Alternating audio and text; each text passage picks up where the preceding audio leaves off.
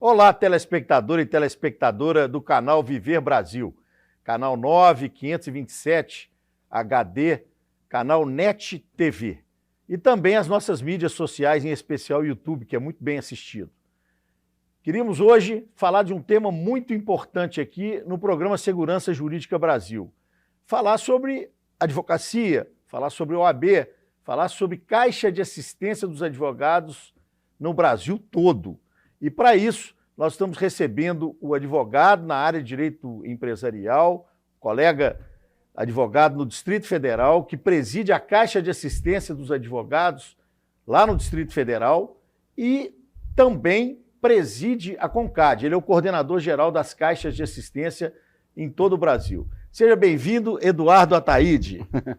Obrigado, Luiz Cláudio. É uma oportunidade sensacional estar em contato com a advocacia mineira e também trocar ideia com essa grande liderança da advocacia que você representa e fez tanto pelo Brasil enfim, pela advocacia mineira também. Obrigado, Eduardo. Você tem feito um brilhante trabalho, mas eu queria que você explicasse aí, porque aqui nós temos advogados que nos assistem, estudantes de direito e também o público em geral, né?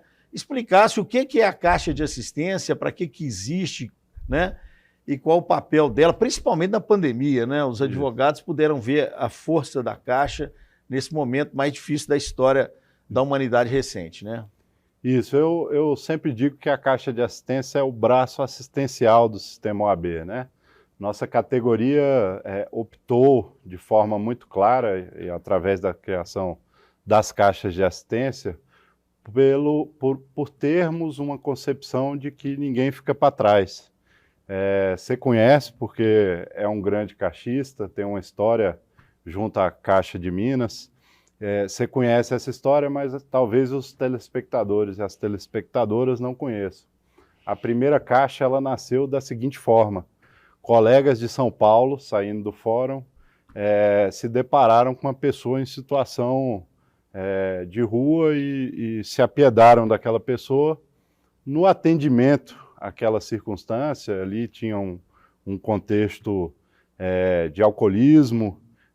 Eles entenderam e viram que aquele senhor era um colega, né? À época, diferente de hoje, a advocacia, o simples fato da pessoa ser advogado já trazia a ela um status social e financeiro diferenciado.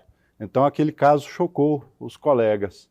E então eles se cotizaram, ajudaram aquele colega, restabeleceram a vida dele, o colega reagiu àquela circunstância, e a partir daí, então, reunidos na Ordem de São Paulo, entenderam que era importante que o sistema tivesse um órgão que olhasse para a questão subjetiva de cada colega, né? Não deixasse ninguém para trás. É desse sentimento de empatia que nascem as caixas de assistência.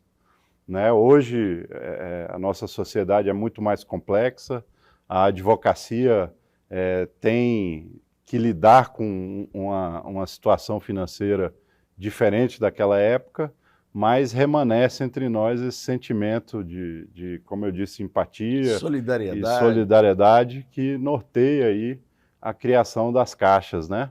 Então a gente tem personalidade jurídica própria e faz um trabalho que sempre eu entendo em três eixos, né?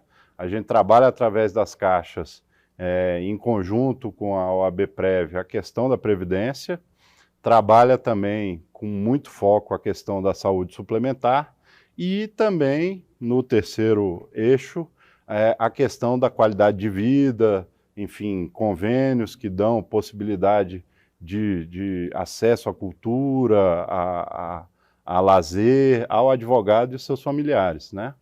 Então, a Caixa tem esse papel no nosso sistema e a gente acho que se diferencia da maioria das outras profissões porque temos esse olhar institucional voltado ao atendimento do bem-estar e do conforto da família dos colegas. Muito bem. O Beto Simonetti, à frente da Ordem, tem feito um brilhante trabalho, assim como você, se me permite chamá-lo assim, Eduardo, tem feito um brilhante trabalho na CONCAD.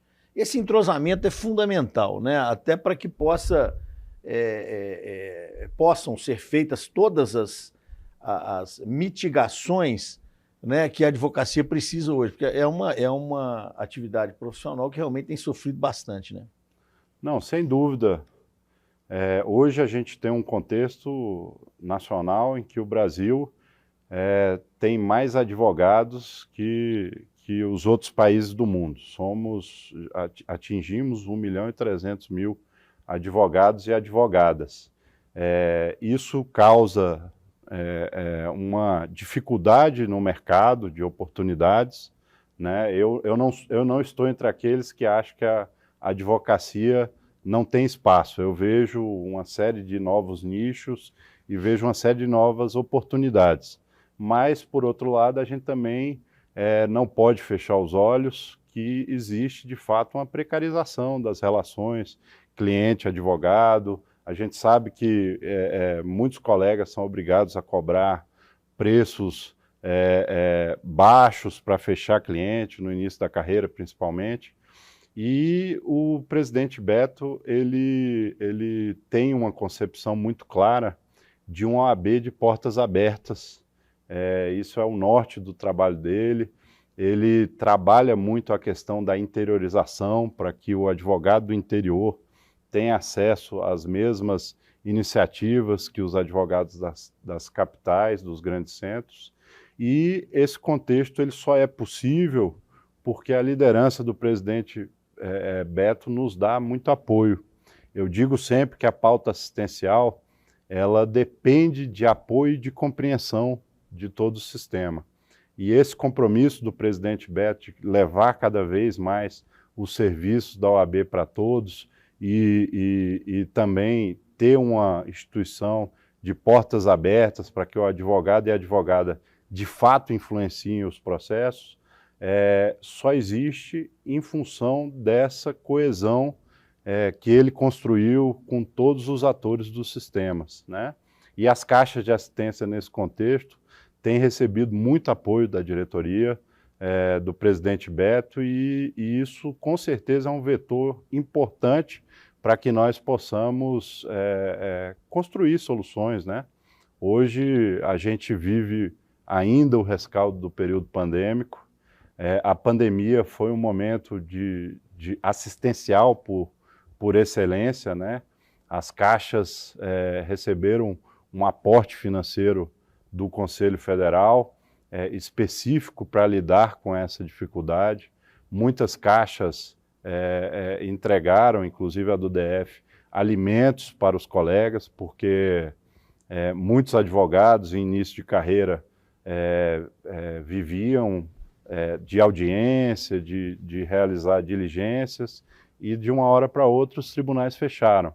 Então a gente teve aí uma dificuldade grande para a advocacia, e a gente fez uma série de atividades muito importantes, quer entregando alimentos para aqueles colegas em maior dificuldade financeira, quer cuidando e criando projetos de apoio à saúde mental da advocacia. Nossa atividade já é muito estressante no seu dia a dia. As pessoas nos contratam para resolver questões ou problemas que elas não sabem lidar. E, enfim, além disso, nós nos vimos muitas vezes forçados a ficar em casa, advogados, enfim, com criança em casa, teve aquela dificuldade de ficar o tempo todo tendo que trabalhar. Eu brinco. Fazer audiência com o filho puxando o paletó, né? Sim. E, enfim, acabou aquela noção de expediente, né? Hoje os tribunais todos do Brasil mandam movimentação 10h30, 11 horas da noite, o cliente recebe a mesma informação que você, é natural que ele faça um contato. Então, hoje, a nossa atividade, que já era estressante antes da pandemia, ela ganhou uma série de ingredientes complicadores, né? E as caixas de assistência fizeram um trabalho muito relevante para entender esse contexto, para apoiar os colegas nesse contexto, né? Isso em nível nacional.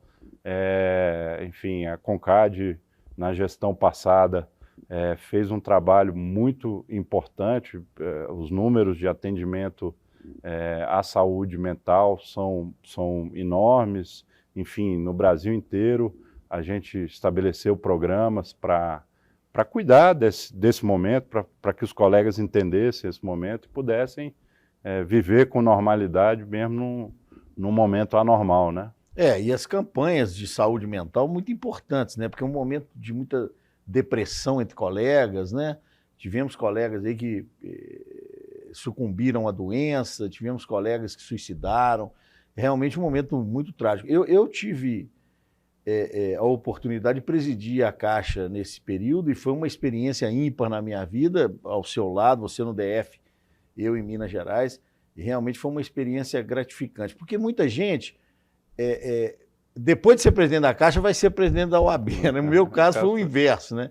Eu tinha sido presidente da OAB e me tornei presidente da Caixa e foi realmente uma experiência significativa na minha vida nessa questão que você falou, da solidariedade, do humanismo, né? Uma luta interessante. Eduardo, nós vamos falar agora sobre as metas para 2023, né?